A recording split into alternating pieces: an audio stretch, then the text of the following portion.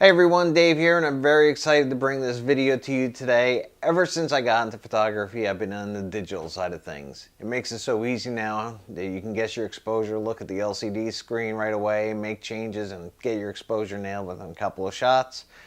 And if you didn't like it, you just delete it off the memory card and poof, it's gone.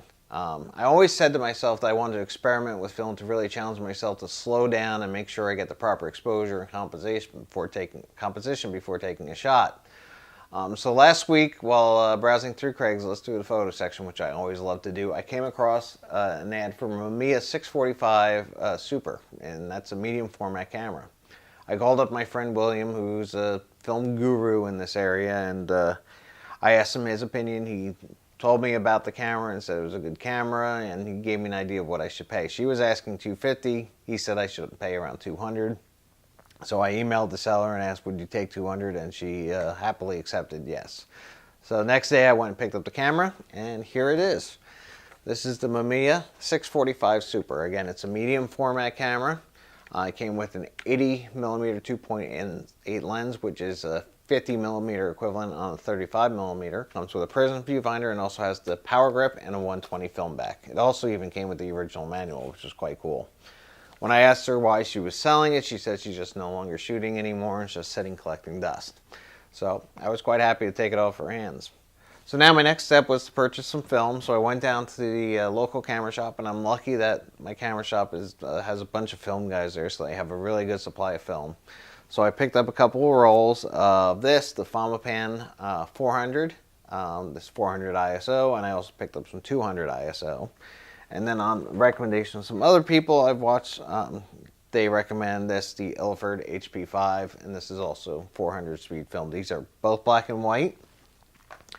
And I did pick up some color rolls, and they're in my refrigerator right now because they're supposed to be kept cool.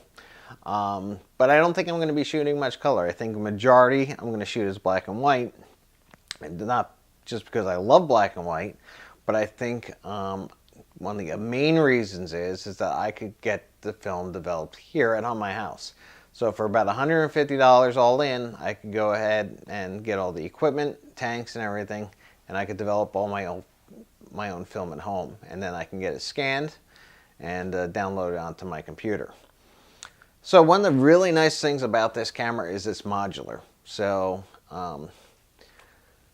unlike the 35mm film cameras, if you want to change film, if you're not finished the roll yet, like say you're shooting black and white and you want to switch the color, you'd have to go through the roll, take the rest of the exposures, waste them, or get another camera with the proper film in it to change it. With this, it's completely different. This camera will come completely apart very easily. So start off with the finder.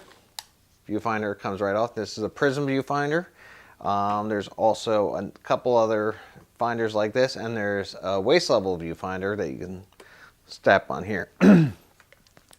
The film back comes right off as well, and this is how it makes it so easy it could change, because it has a dark slide. So the film is protected in here, so you can take this off, put another back on with different film in it, and keep shooting.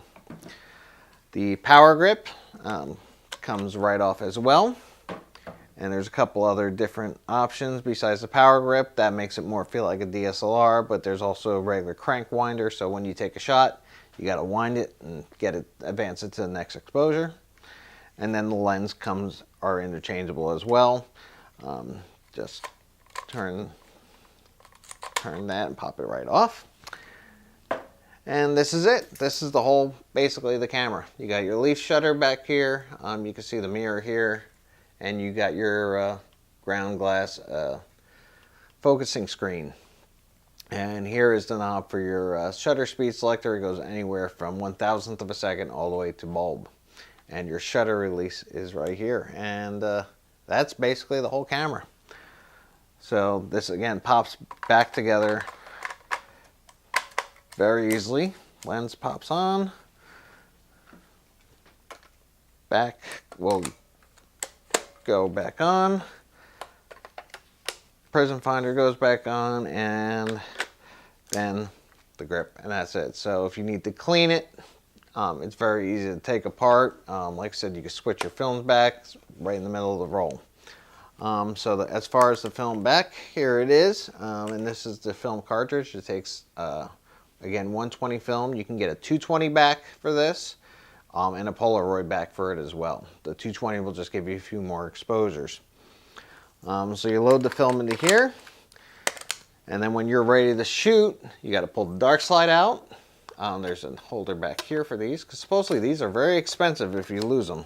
And people know that, so when they sell them for an outrageous price, almost more than what the film back is.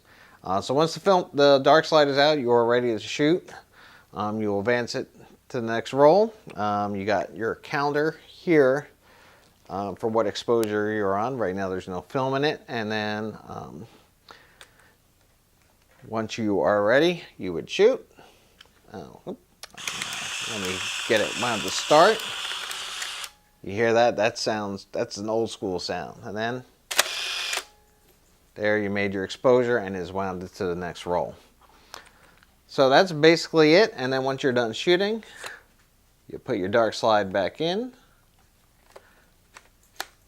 And then once you go through your roll, it'll wind up and you can take the roll out and take it to get developed.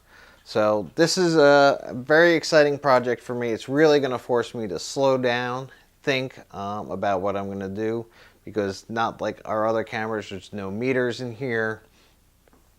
I got to use a separate light meter to determine my exposure, and what f-stop and shutter speed I'm going to be at to get the proper exposure. So I bought a light meter as well, and I'm really excited to get out and play with this and see what kind of images I make. So I'm going to make a whole video series on this. I'm going to call it my film project. And I'm going to take you guys along on the ride with me. So besides this video, I'm going to take you out while we go out shooting with it and see how I get my exposures. And then I'm going to do a whole series on developing as well.